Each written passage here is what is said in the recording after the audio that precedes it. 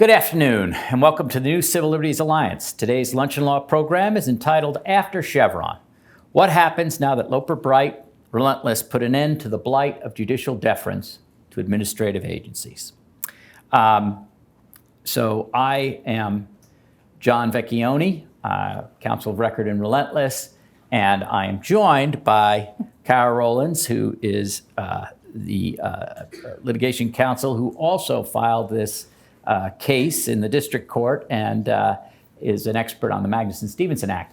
We were to be joined by Paul Clement, but I think the press of business has delayed or eliminated him, but we will go on about the show in any event.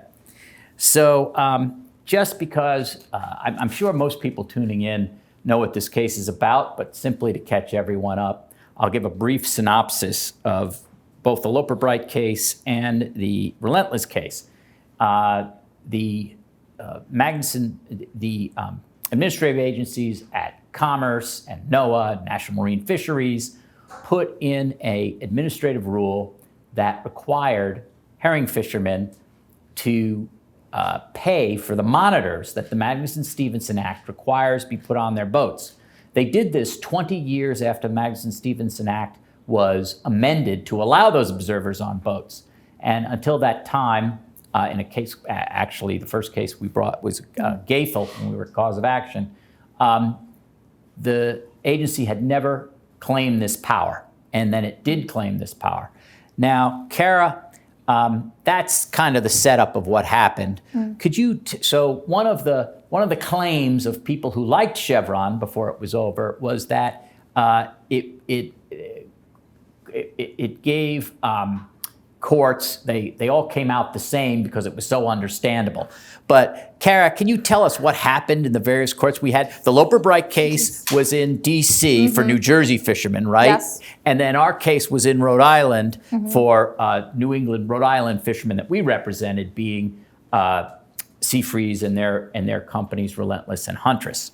Well, I think one of the things that came up, obviously, oral argument, and it's in both the main opinion and the concurrences and dissents, is one of the main critiques for a long time of Chevron was like its workability, right? So you had folks who would say on the sort of pro-Chevron side, this is very workable, it leads to predictability and results. Another side would say, well, it's not really workable, this step process doesn't filter out in the way you think it will, and it's not sort of obvious. One of the critiques we've always had, it's not obvious at the front end of a rulemaking, or even when you walk in to challenge a rule, that Chevron will be invoked. And we've seen instances too where agencies have foregone relying on Chevron. This is the Posian case of the 10th Circuit.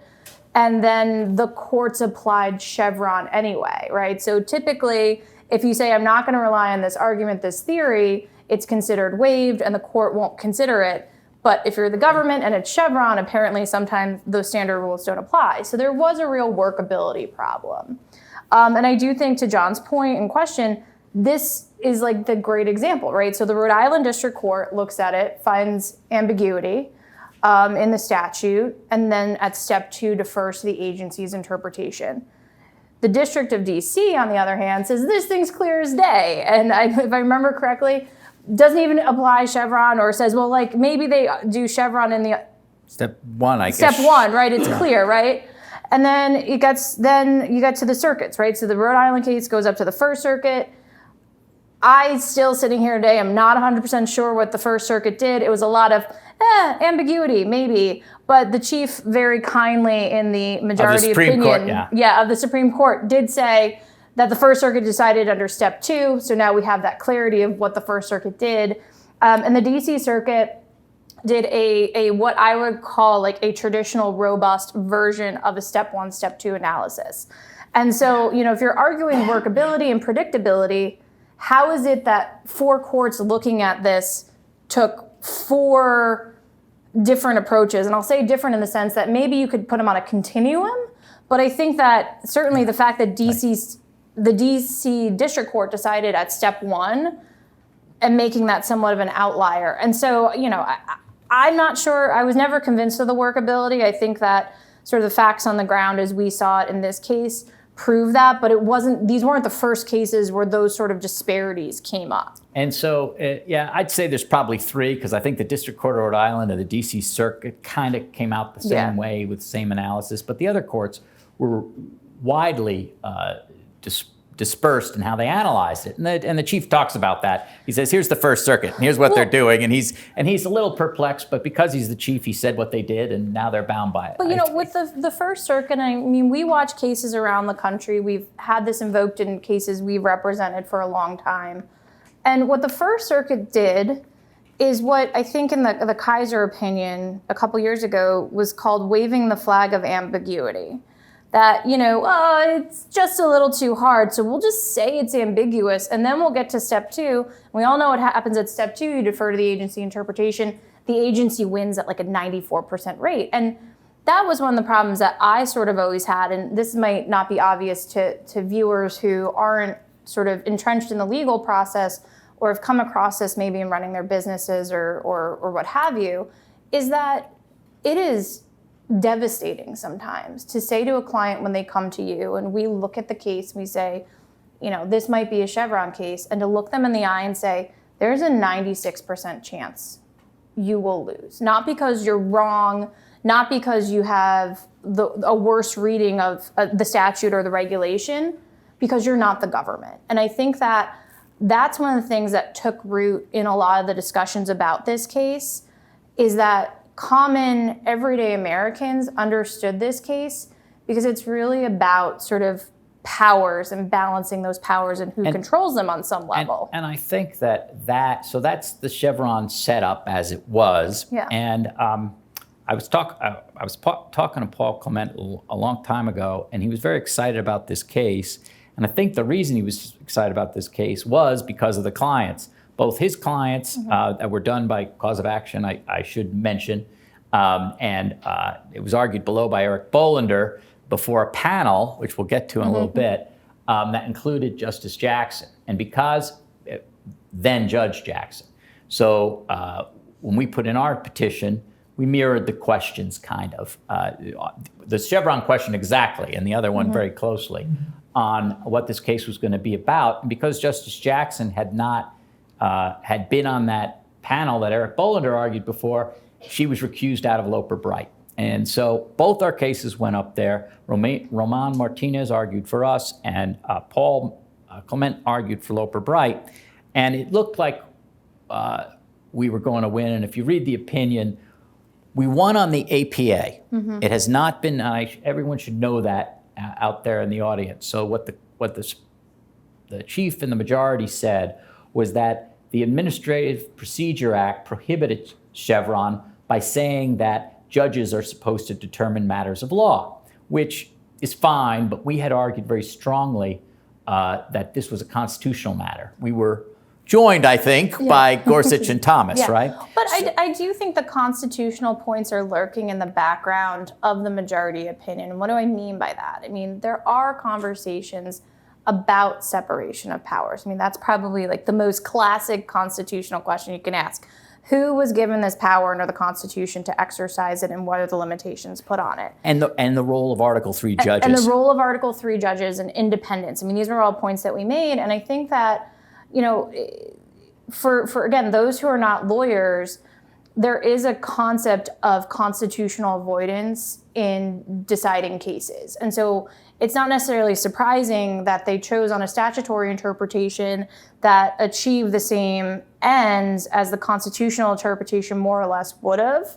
But I do think that the constitutional sort of analysis is lurking in the background. And that's important, I think, we talk about this all the time, for the things that come next, right? And so the one thing that we've learned from a handful of our other cases that have been decided at the Supreme Court or watching recent decisions is once that case goes back down, and I get it, they're representing a client, the Department of Justice attorneys and the agency's attorneys argue for the narrowest reading of that possible, even if that narrow reading isn't necessarily consistent with the text of the opinion. And I get it, they're representing a client, more power to them, but I'm not sure they're always trying to wriggle out. Wriggle out. Like you lost, and just sort of accept defeat, and as I say, make better arguments in the future. But I think that on this, there's no wriggling out of it in the sense it's gone. That Chevron's gone, but the question presented here is what's going to happen going forward? And the first thing I wanted to address and ask some questions about are pitfalls in the opinion. These are places where the majority says things that we believe the government will, and people who want to defend whatever the government's done, because sometimes it's not the government, will try and run a truck through, not to put too fine a point on it. So, Kara, what do you think? I'm looking at the Skidmore deference came up. Actually, I don't want to get yelled at by Gorsuch. Skidmore respect came up. I like to quite call a bit. I like to use. So, I think Kavanaugh calls it Skidmore preference, all which right, or Skidmore preference, something. Right? So that has not been overruled, and I had always seen that as, well, you have to give the government as much respect in its arguments as anybody else who makes a good argument. I mean, that's the best way I put it. But what do you think it is, and what do you think they'll try to do with it? I've revisited Skidmore a few times, both in the lead up to the case getting argued and sort of after the decision is out. And I just get a reading of Skidmore that's exactly that. Both parties show up, they file briefs, they make their best arguments, and maybe because the agency has some particular experience in administering a particular statute or a program, that their arguments are more persuasive. And here's sort of an example of it. And it's not a solid example in the sense that it comes from practice, but you could see a scenario where an agency administers a particular program and they kept having like a paperwork problem or some sort of couldn't get it to the right people. So they go back and they realize, it's because we're interpreting this word wrong or something going on, or maybe this meaning makes sense. So we're going to shift what's happening. And then the program ends up working better, right? I mean, that's the kind of thing that I think gets argued under Skidmore that maybe in the past would have been given Chevron deference. Doesn't mean the agency is right. It just means that their experience can weigh into the arguments they're making. And I don't actually see that any different than when litigants normally walk in court. Than pre-Chevron, right? Like that 50-50, we're walking in and everybody's bringing their best arguments. And some people's arguments are going to be undergirded by experience. So I think that's right about Skidmore. I think it needs to be watched. Basically, I think that's exact explanation of what Skidmore is. Yeah. And I don't think it causes too much trouble for the litigant or for the citizen. But I think it has to be watched because they're going to push on that. They're going to push on that, I think. Mm-hmm. Now, the next one that I saw, the dog that didn't bark, the First Circuit in this case said that, quoting only a concurring opinion in Gaethel, I've never seen it anywhere else, that there is that number one, these are regulatory costs, and number two, that there is a default rule that regulatory costs are paid by the industry. And the chief only mentioned this in passing. He said they relied on not the rule that the First Circuit had made up. So I don't think it's been blessed here, but I figure we'll see it again, right? Yeah, we'll see it again. I haven't seen it in other circuits. Certainly our experience in another fisheries case was that cost-benefit analysis and sort of what the regulatory compliance costs were factored very heavily in a different case. It's the Mexican Gulf case out of the Fifth Circuit. And, it hinges on the language of the Magnuson-Stevens Act, what is necessary and appropriate for these sorts of determinations. And so, there is other statutory language that might be cabining it, but I'm not aware of the cost-benefit analysis, the cost-benefit carrying cost argument made by the First Circuit is, as far as I can tell, somewhat unique to the First Circuit. I haven't seen it repeated elsewhere. But I'm with you. Like, the government is going to find a narrow reading or other avenues to make arguments. And again, that's their client. That's their ethical duty. I don't sort of bemoan them for it. But, you got to be on the watch. So the other aspect of this opinion that is left open, where I think the administrative state will try to lean, is that expertise. The dissent makes a lot of expertise, and the majority destroys the idea that Chevron can be based on expertise. Because one of the things that's interesting about what happened in Chevron, and it states in the opinion, the Loper Bright Relentless opinion, when Chevron came out, nobody thought it was a big deal. It was barely commented on. And what happened was the administrative state took it and ran with it and kept pushing everywhere to say that, oh, ambiguity or silence or whatever it was, to make it into this thing that then required the Supreme Court to come up with all these counter rules, right? Right, and so, but this is the point you always make and others have, and certainly, again, we watch these Chevron and these other deference cases, and this argument of expertise always drives me insane because, the only expertise that could be said to be invoked here is that when the government runs out of money, it goes and asks somebody else to pay for it. Like, that's not an expert decision by any sense of it. This isn't a parts per billion versus parts per million analysis. And the majority of cases that I have seen over the years, and again, this is just my experience and what I've read, the Chevron decided cases are not based on actual scientific expertise. They're based on just agency wants to do this, doesn't have the authority, and comes up with a way. Or Congress hasn't paid for it. Or Congress hasn't paid for it. And I say these are all the part of the tale as old as the administrative state, right? And one of the things that's left out of the expertise argument, or sort of the what comes next argument, is this like idea that agencies aren't capable of having conversations with Congress. And that, some of this is in the dissent and says, well, like, how is Congress going to be able to make these like really finite expertise interpretations? Their staffs don't have the power. Well, guess what? If the agency, which has experts, has like a defined idea or experience, they can talk to Congress when Congress is proposing a law. It happens all the time. And we know they do this. The SEC, the FTC, when they got power taken away, they do this all the time. They get the power put back in sometimes. And on this expertise, there's a great line in this opinion it says, the chief says, at this point, all that remains of Chevron is a decaying husk with bold pretensions. So it's been overruled, but I'm afraid that they're going to try and revivify the decaying husk through the experts, and right? I think a good example of the experts comes in Justice Kagan's dissent, and you feel the same way about this one. It's the squirrel one. It's the squirrel example. So, well, how the Washington Western squirrel. And is it a distinct population under the Endangered Species Act? And whether or not it is a distinct population under the Endangered Species Act has real world consequences. Well, here's the thing. This goes back to like the idea that I was talking earlier with like the Skidmore preference, or however we want to phrase it now, is that if the agency thinks that distinct means something in a biological sense, they can get an affidavit from their expert and say, well, in the biological sense and under the Endangered Species Act, distinct means X. So we don't have to just resort to dictionaries, which is sort of what Justice Kagan suggests happens. Yeah, and this is how biologists do things. And this is, I use, the fact is that if they hold experts to their expertise, there should be no problem. Mm-hmm.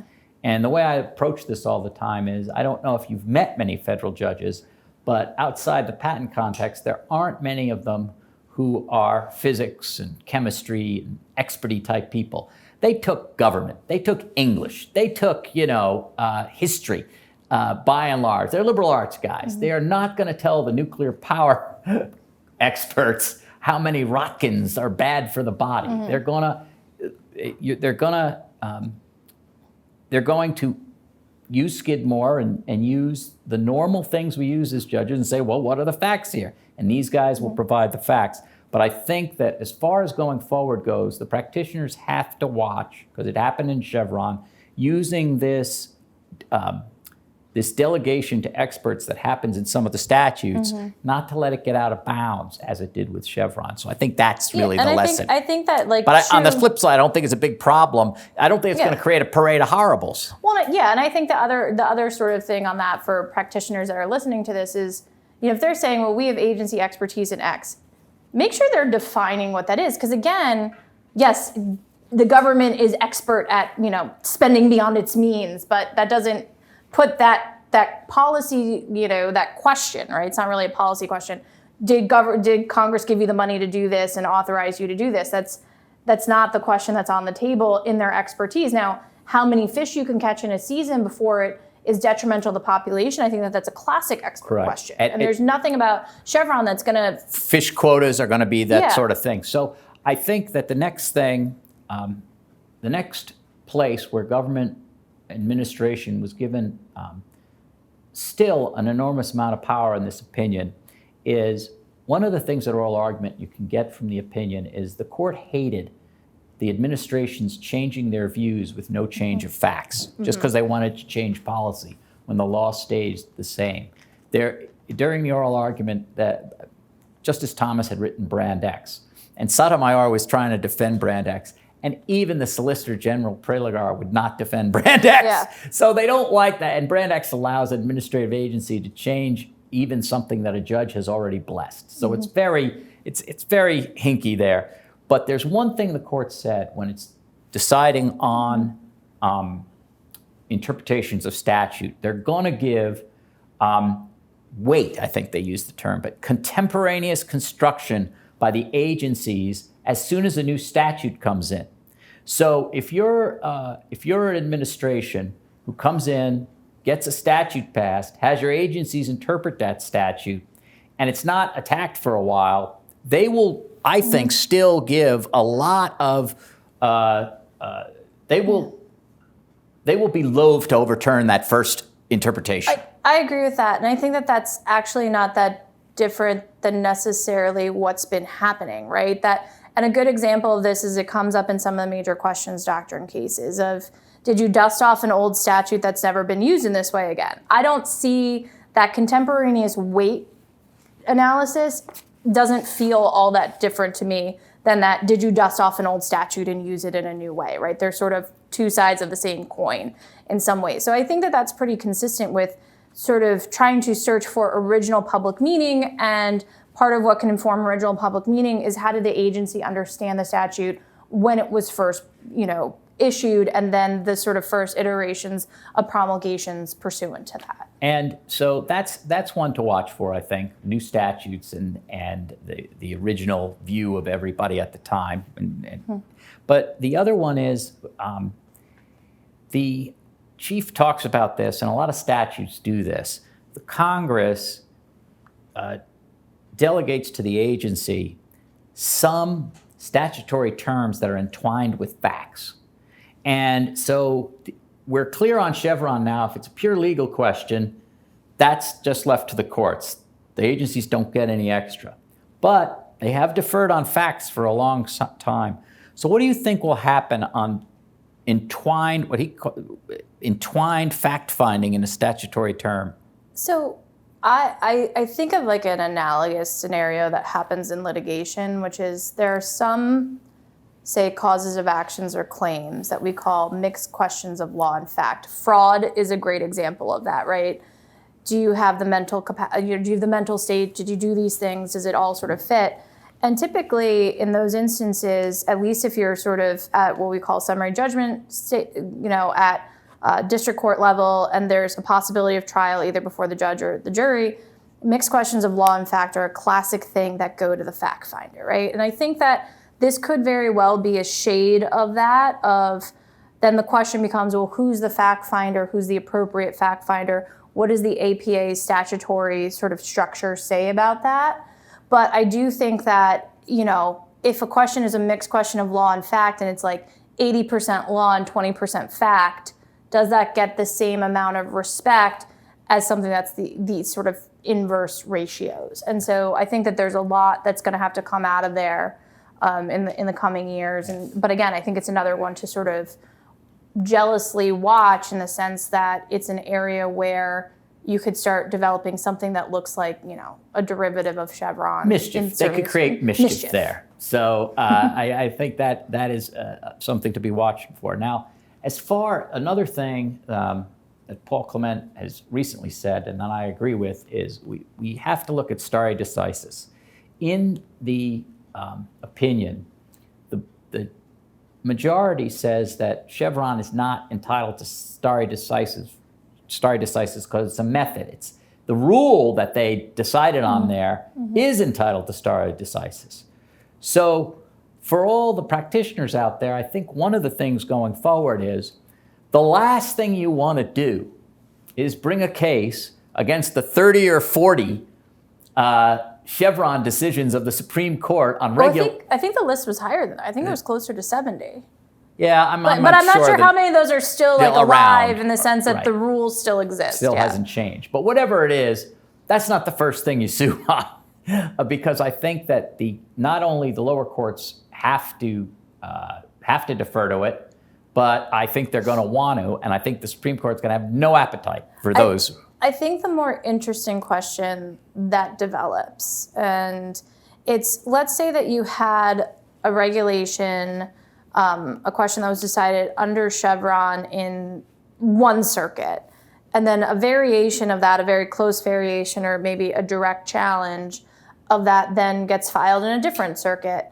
How does that second subsequent circuit treat it? I mean, typically there's persuasive effect to existing decisions of other circuits. They look at the reasoning, the rationale, the current state of the law. So I think that that's probably where you see the most, what we'll call like, quote unquote, settled Chevron type cases, are where it never got to Supreme Court level, but maybe there's an existing circuit decision and it's not been repeated in other circuits. But, again, with any of these decisions or challenges, you always have the issue of, how many cases are really out there like that? Can you find a party? Are they going to be able to get represented? I mean, so it might just be that the number of even those types of cases that could be brought are just vanishingly small. Although I will say this, so the DC Circuit, and we'll get to some of this, but the DC Circuit was very fond of Chevron. And the DC Circuit is also the chief regulatory appellate court in the federal system. So if you look at the case statistics for administrative law, and some of this is because they have direct review where it can only go to DC Circuit, but it's like tens times 10 type numbers in the DC Circuit versus elsewhere in the country. So there's also a case that came out this year about corner post, that new entrance into the market that many times the statute, not all of them, some statutes will have statute of repose, but for a lot of them, new entrants in the market will be able to attack regulations of long standing. So if you bring that in another circuit that doesn't have any precedent, and without Chevron, they come out the other way, you suddenly have a circuit split with the DC Circuit wherever you've brought the case. So I think that is a fruitful avenue of attacking regulations that you don't believe are either constitutional or in keeping with the activating statute. And I've gotten this sense that, and it might just be a byproduct of the DC Circuit very sort of robust view of Chevron, that in recent years, the number of administrative law cases that have been filed outside of the DC Circuit, to the extent that it's possible under the review statute, has actually increased. And I think part of that is sort of avoidance of existing DC Circuit precedent and the possibility of, some of these thornier questions are only going to get answered by having robust circuit splits and having it be one of the 60 or so cases that get taken every year. So up to the Supreme Court. So I do think that, and listen, as a practitioner, one of the things that I appreciate about that is that judges are drawn from all over the country. They're drawn from all different walks of life. Judges that make it to the DC Circuit tend to be of a slightly particular meld, usually former government practitioners or things like that. Again, when you have workaday Americans getting affected by things that the government is doing, going out to other districts, other circuits, where it's other workaday Americans who have a different sort of regional view of how things are done, that's important for this country. It's important for the development of law that not all law stems from, whatever this 10 square miles within the Beltway. We got circuits for a reason, different parts. So at oral argument, it became pretty clear that some judges, like Keflage in the Sixth Circuit, he's never used Chevron, right? And then Silberman in the DC Circuit, he loved Chevron. And they were both originalist, textualist type guys, but they had a big difference. So one of the questions that's going to come up for the future of what happens after Loper Bright is, well, in what circuits did they really love Chevron deference, and in what circuits did they not? And Kara, I think I think they loved it in the DC Circuit. I think they did. And again, part of that is, I think maybe where the pool of judges were coming.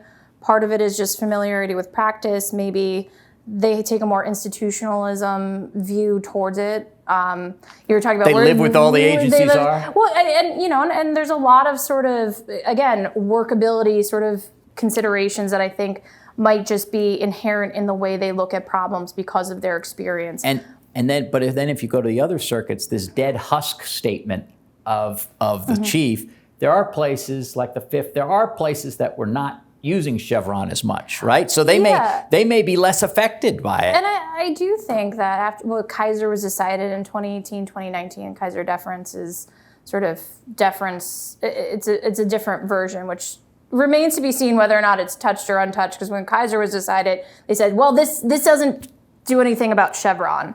But one of the things that came out was the reminder in Kaiser that in Chevron, the initial decision in footnote 9, it says you have to unleash the statutory toolkit. You have to answer all the questions. You have to really decide if it's ambiguous. And the courts weren't doing that. And I do think that some district court judges, some circuit court judges took what was in Kaiser and saw where the court was going and were responsive to that and had started to engage in robust statutory interpretation well before these other cases came up. And a good example of this is there is one of the Title IX cases that's working its way up that was decided by a district court, I think in Tennessee or Kentucky, back weeks before Loper Bright and Relentless were decided. There's a great footnote from the judge, and he's like, I am well aware that Chevron is on before the court right now, but it doesn't matter because I can do this under statutory interpretation. This is ultimately a step one case, right? The statute actually means this. And that wasn't an uncommon thing to see in certain district courts and certain circuits before this. The question is, does that become more common? I'd like to think the answer is yes, because that's what the Supreme Court has told them to do. So it was very fortunate that there was some news today reported. I didn't read the case yet, but I have in front of me from almlaw.com. A federal appeals court rules for Amazon and tossed out $1 million civil penalty Friday, citing the U.S. Supreme Court's late June decision that ended Chevron deference. And what this goes on to say is that a panel made up of Judges Srinivasan, Walker, and Rogers said that this civil penalty, because of the aiding and abetting statute as well, has to have a mens rea. You have to know that you're aiding and abetting. And the agency had used Chevron to say, no, we don't think it means that. And that panel said, there's no Chevron anymore. You can't do this fine because you're just doing this fine because we deferred to you in the past, at least according to this report. And that is very significant because that panel is the Loper Bright panel. So it has already had an effect because those were the three judges who decided Loper Bright once Justice Jackson was elevated. Srinivasan came on. And so already we're starting to see effects of this. The agency can't just say, this is what the law means, ta-da. So it is at least in the circuit where I think there, and probably the Ninth. I mean, I'm trying to think where the Ninth Circuit kind of like Chevron, which is kind of odd because I don't think California even has a Chevron, but they seem to like it. Yeah, 10th Circuit, depending on the panel. Right. So there are places where it's going to be more, because they were using Chevron so often, it will have a big effect. But in the ones where, as Kara's saying, they were retreating, I think the retreat will become a rout, basically. And I do think one of the things that for these judges that were out there, whether they're district court or circuit court judges that were out there doing these in-depth sort of statutory analyses before, they're ahead of the curve on what's about to come, right? And so they're already sort of in the weeds on it. But I do think that what they've shown is it is possible to do that. Because one of the most maddening sort of critiques that came out before the concern of overruling Chevron, certainly after, is there's almost an open question about whether judges were capable of judging. And I like to think that some of our most intelligent and talented attorneys who get elevated to that position are capable of the job for which they've been called. I mean, And so I was sort of frustrated by this idea that like judges can't judge, like that came out in some of the comments and critiques. Maybe even in the dissent, to tell you the truth. But yeah. So what I think though now is I'll just move to two other areas. That's kind of where we see the courts going on this. But Congress, any congressional response that you know of? So everybody I know texted me that Senator Warren was proposing a bill to, I guess, enshrine Chevron. I know that there's sort of counter proposals from Republicans on the Hill. One of the things we talked about at the top of this discussion is that this idea that we make constitutional arguments. Listen, enshrining Chevron in law doesn't get rid of the constitutional problems. When we talk about, well, how do you get the constitutional problems of Chevron before the court? You pass a law enshrining sort of the Chevron framework that then can be sort of squarely argued on a constitutional challenge. And so, listen, Congress has its own set of problems right now. It's an election year. We don't know what's going to go on. I don't think bills that are typically proposed in the June of an election year, particularly the president's on the ticket, go anywhere. And I do think that Congress, at least, whether it's the members of the Democratic Party or the Republican Party who are looking at this issue, I think that they're aware that their job has changed from what it has been in the past few years. And on that, I think one of the things where the Chief Justice said that when Congress delegates something like quotas or rates, or things that Congress is allowed to delegate and says why it's doing it and how they can do fact finding, they can do that now.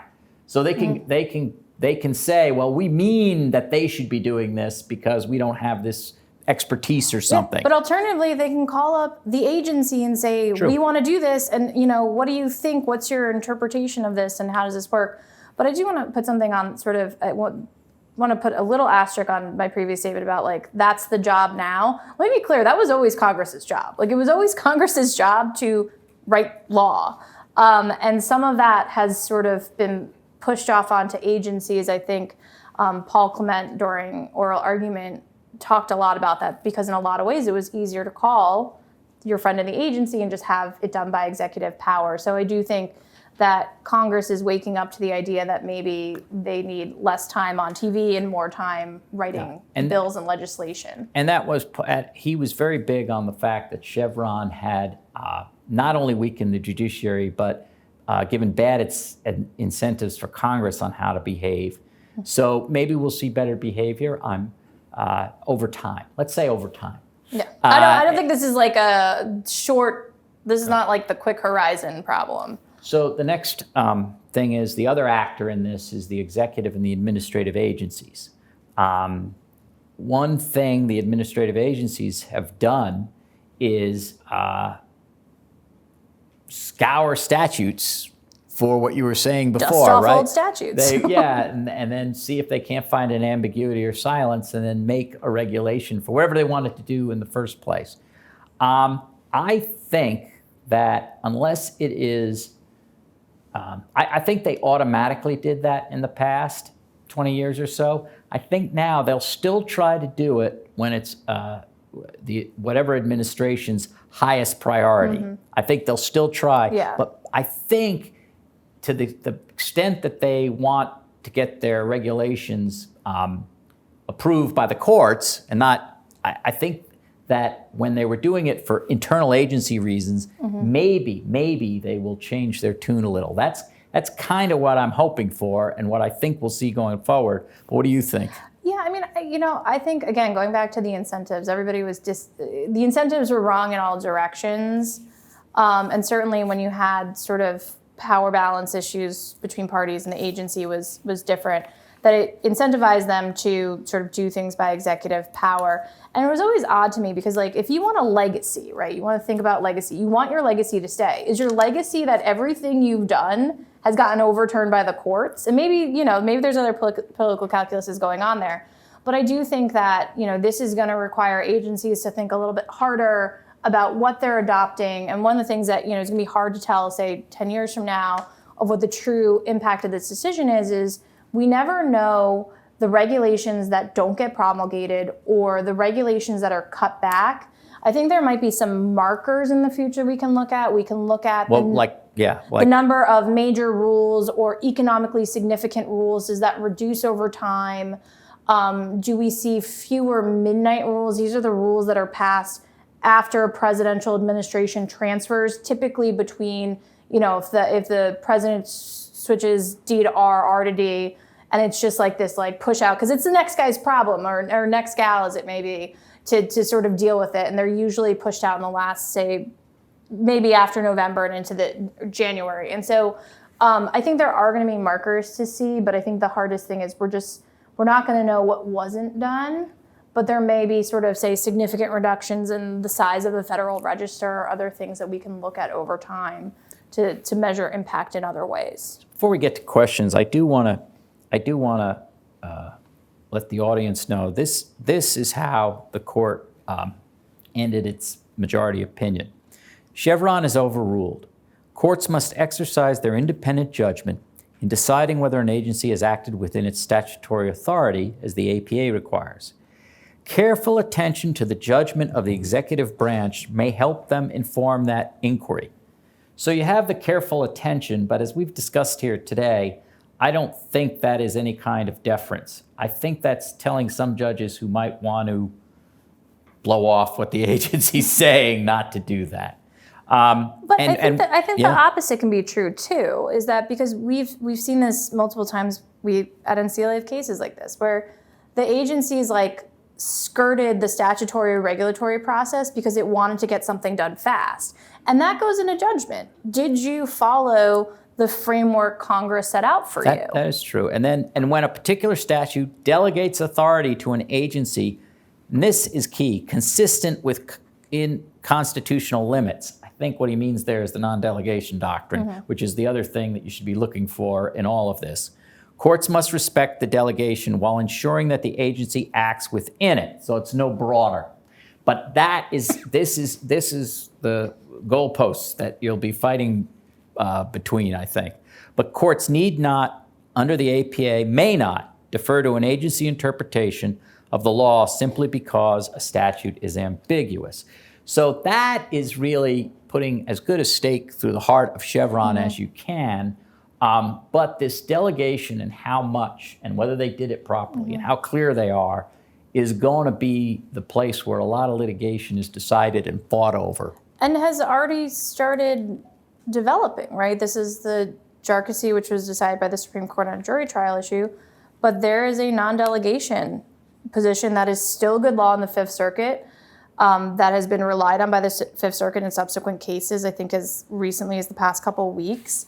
And so, I think that the delegation is going to be out there. And to your point about, how are they going to sort of, what's the next thing? Is there's well, it's a broad delegation and they're going to scour the statute for an intelligible principle.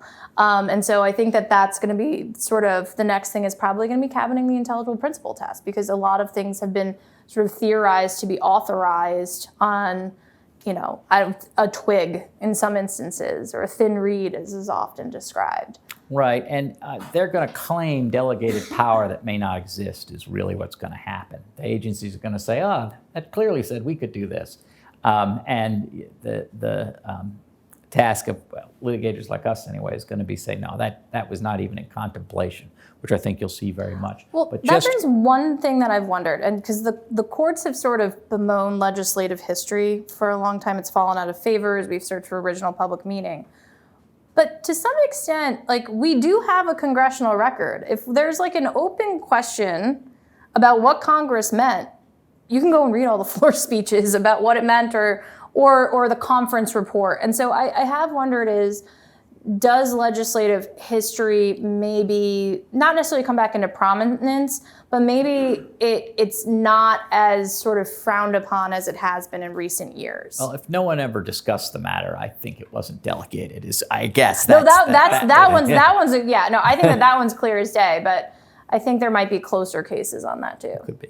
The final thought I have, and I'll then turn to Kara, but I do think we argued really strongly that this was unconstitutional, that it took away the Article 3 powers of judges and that they should judge.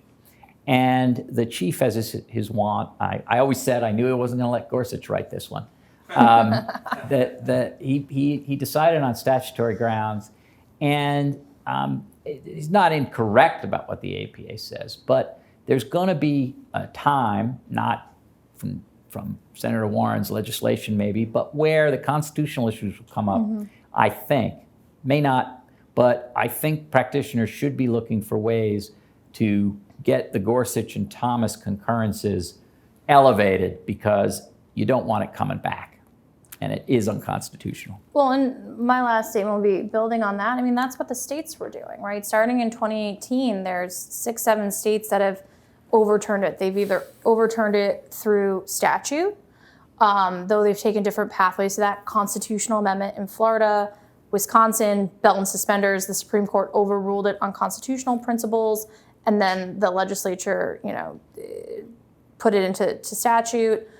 Mississippi decided it. They have a very strong non-delegation aspect of their constitution. So when their Supreme Court decided it, they said it violates our sort of non-delegation separation of power. So there are approaches that are out there, particularly in the states, that they've looked at this. And I think that that's another place for people to draw on. And also to attack the state Chevrons remaining, right? Yeah, and you can go after them. I think there's less than 20, and I put an asterisk on that because some states don't sort of have like a Chevron, like a version of a Chevron. They sort of pick and choose as needed. They have a thing that they do. Yeah. So I think that that's going to be the future now. The last thing I'll say before we go to questions is that we discussed Kaiser. I think Kaiser has been extremely weakened, but that they're not going to want to take a Kaiser case if they can avoid it because it's so recent. But I also think Brand X is more than a husk at this point. Whatever's worse than a husk, that's what you got on Brand X. And maybe Arlington County. So I think those are all something to be looked at. But Kara, I think it's time for questions, unless you have any last thoughts. Let's take some questions. Peggy?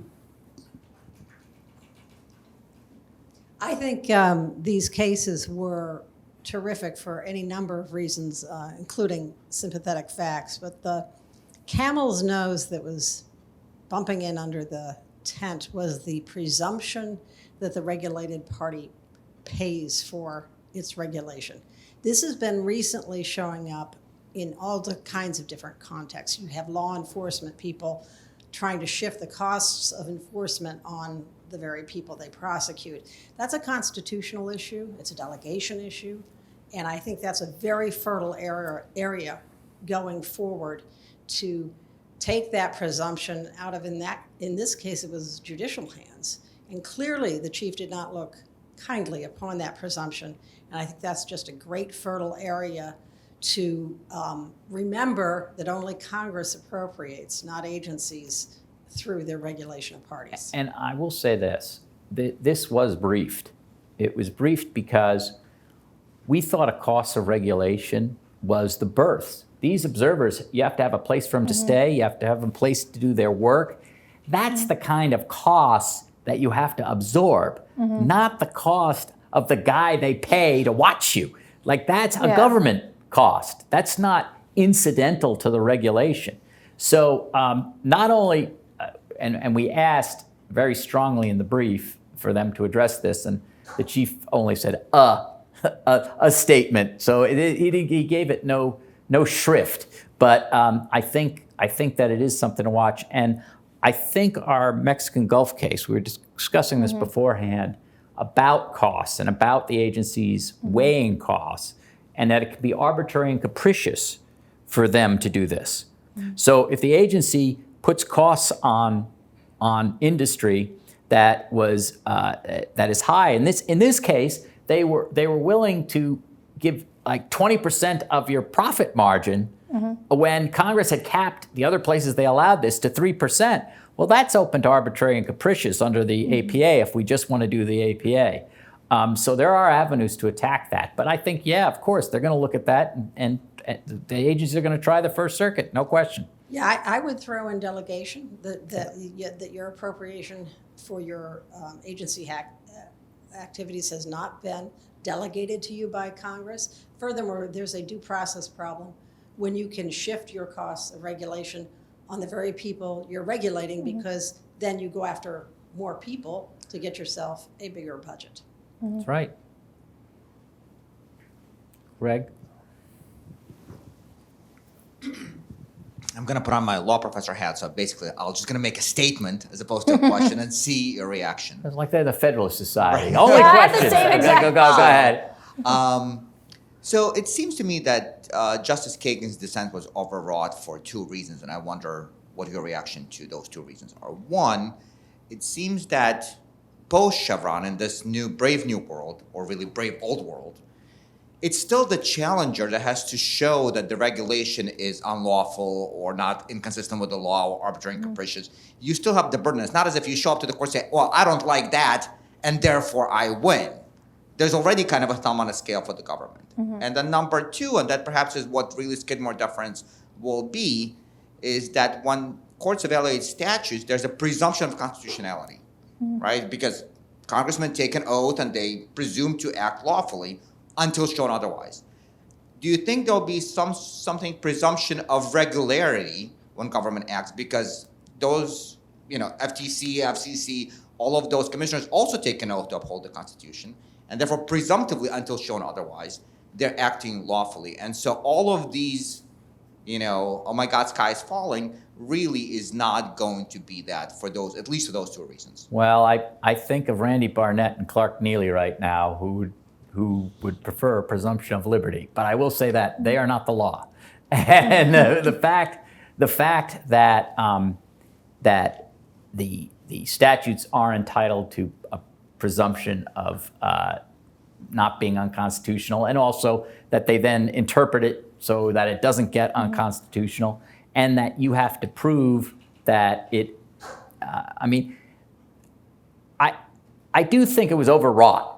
And one reason is that you would think, I always say this, and California hadn't have a Chevron, and they are able to make sure that all their squirrels are fine, and everything is okay in California, fine. right?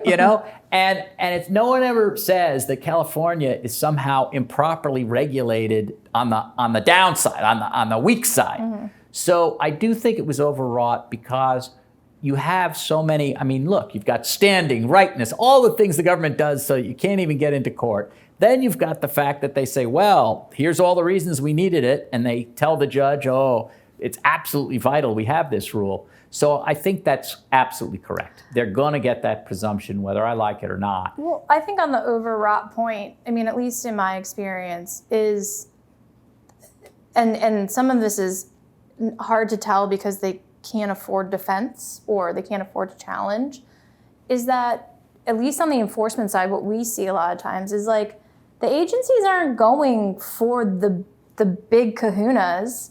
They're going for the low-hanging fruit. This is, I think, sort of getting to Peggy's point of they're going after the people who can't afford, who can't settle, so they can go to Congress and say, look at a good job we did. We got this many settlements. We did all of this. And I think that was also true in the Chevron framework, is that there were a lot of people that were impacted. Justice Gorsuch writes about this.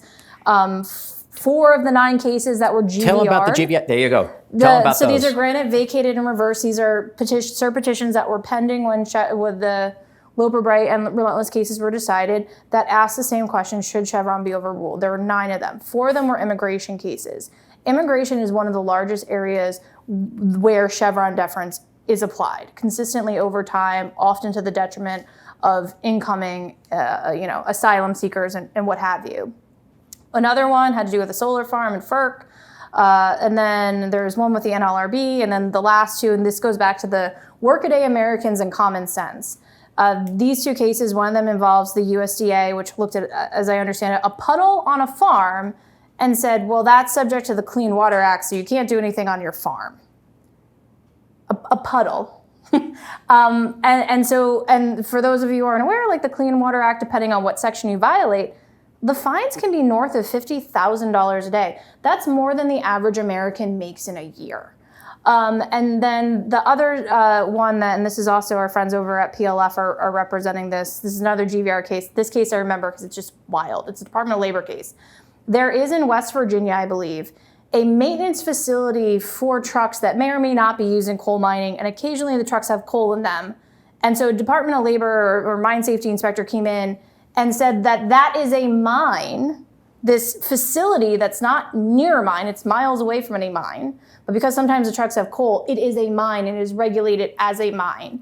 I mean, that's the thing They that send Gimli in there and they call it a mine. they call it a mine, yeah. And you know, and you look at this and you're like, an everyday American would say, what is the government doing? And why is my money being spent on this? And that's what I hope that the reality of this is when they don't get deference to totally absurd readings of statute and interpretations, that they're going to have to be held to their proofs, their evidence, to have rational, reasoned explanations for what they're doing.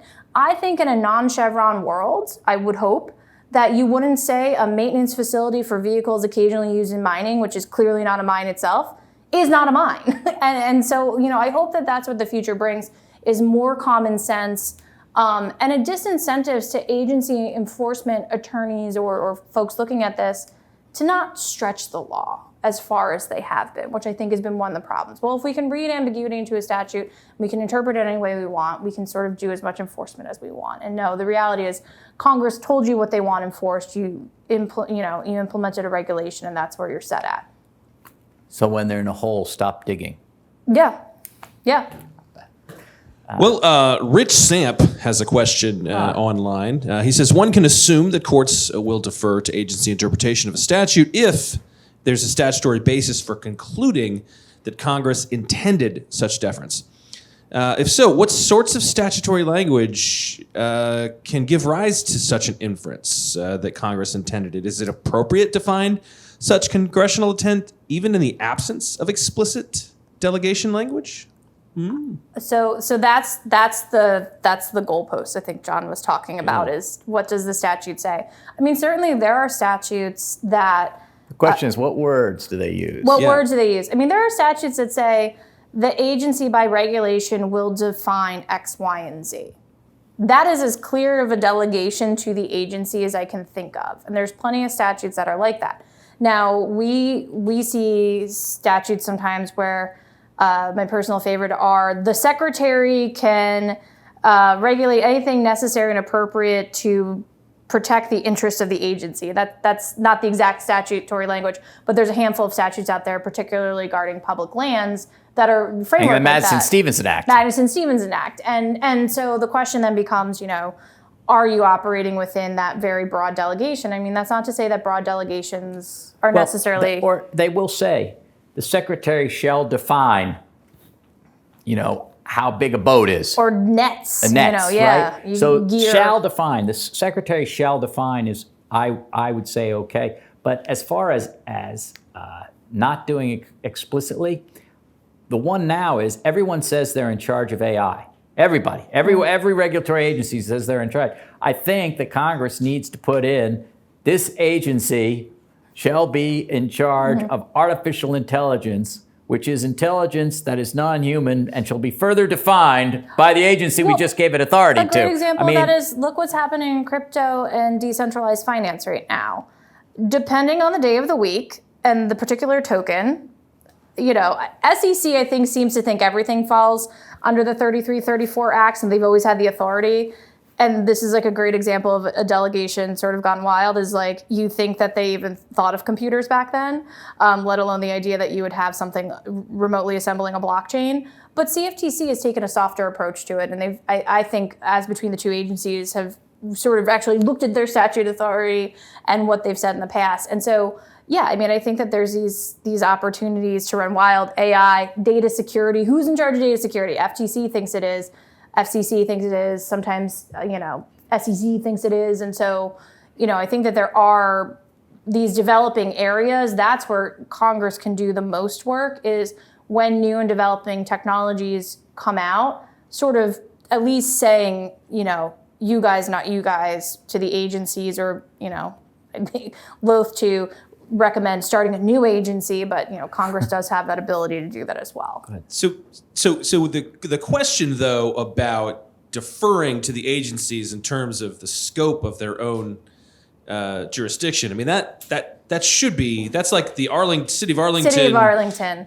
And we think that's right out now. I think it's undermined, but it's still a majority opinion. What are the lower courts supposed to do with it? Well, and so then the question becomes, should we expect more from Congress, more statutory language, more explicit about that scope?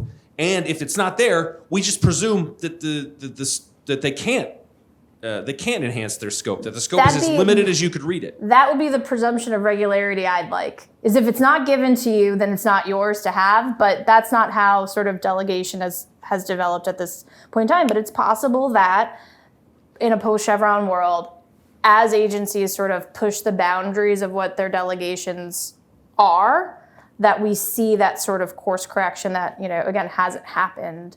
As people always remind you anytime you bring up a non-delegation case, they're like, well, there hasn't been a Supreme Court non-delegation case since Schechter Poultry or 1935. something. 1935. And you're never going to get delegation back. And, listen, I don't have that view. I think that the modern administrative state is very different than what existed in 1935. I think the powers that were there, I think the technology that exists is just very different. And that, I think that particularly if the agencies go down the avenues they do. And Congress is going to have to, this will, particularly if Chevron goes to the Arlington County issue in the future, if this is about the future of Chevron, if it goes over and makes a husk out of Arlington County, then they are going to have to say explicitly, you run this, you run that, because otherwise the agencies, what they do is they always claim power, and then they make an agreement between the agencies like the FTC and the Justice Department do on antitrust, right? Antitrust. Yeah. And then who the heck knows?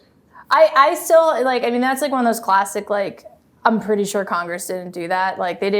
There's some secret horse trading that happened years ago, and it's I think FTC does hospitals and DOJ does you buses take the or toy something. industry and we'll Yeah, take... it's, and that to me, the first time I heard that document, I saw it, I was like, that to me is a classic policy choice left to Congress. And so, and people have challenged that over the years, but that's just the horse trading that we know exists between agencies. I mean, who knows how many other sort of deals or, side agreements exist in reality on some of this stuff. So we have one last question from our online viewers, and that is, what other than we touched on non-delegation?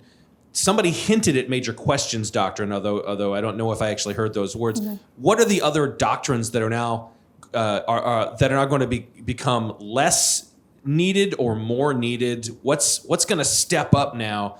What kaiju is coming after Tokyo now that? Now that Godzilla's gone back into the sea. So I would look, I am not sure because I thought major questions might be affected, but a lot of very scholarly people disagree with me. Because sometimes the major question doctrine, they'll use broad language, and the broad language, if you push it to its end, is ridiculous. You see this a lot of times in antitrust. The reason we have antitrust is because if you look at the original antitrust laws, if they were interpreted and enforced to the max, nobody could make a contract, right? So they had to do doctrines to do that, and the major questions the same way. So I don't think the major questions doctrine will be that much affected. Yeah. But I would look in the opinion, John Roberts has in the opinion, all the things they've done to weaken Chevron because it wasn't working. And there's a whole 2 pages or something like that where he says, we did all these things because Chevron isn't working out. Mm-hmm. And so I would look at those items in the opinion. I don't have a eidetic memory of it all right now. And to your point on major questions, Doctor, I mean, there's some who have said major questions has always sort of existed. We just recently put a label on it, or the label has become more robust. But there are 2, maybe even 3 very different views about what the doctrine actually is, how it actually operates, and when it kicks in. I think that there were some folks who saw the development of major questions in recent years as being a filler for taking a Chevron case, I don't think that analysis ends up panning out because they ultimately do take a Chevron case. They overrule Chevron. And so major questions doctrine being a substitute for overruling Chevron, I think that analysis just doesn't pan out. But, I think like anything else, it's cool, hip, and trendy for the Supreme Court. Like MQD is like the new thing. The number of MQD cases, again, true MQD cases, few and far between, right? Because you're talking about very expensive, you're talking about things that sort of invoke sort of political equities and these other considerations that the court or individual justices have identified. I think you hear MQD, the number of MQD cases that are out there is actually small, unless, in the absence of Chevron, the executive just sort of full steam ahead and starts doing some really weird stuff.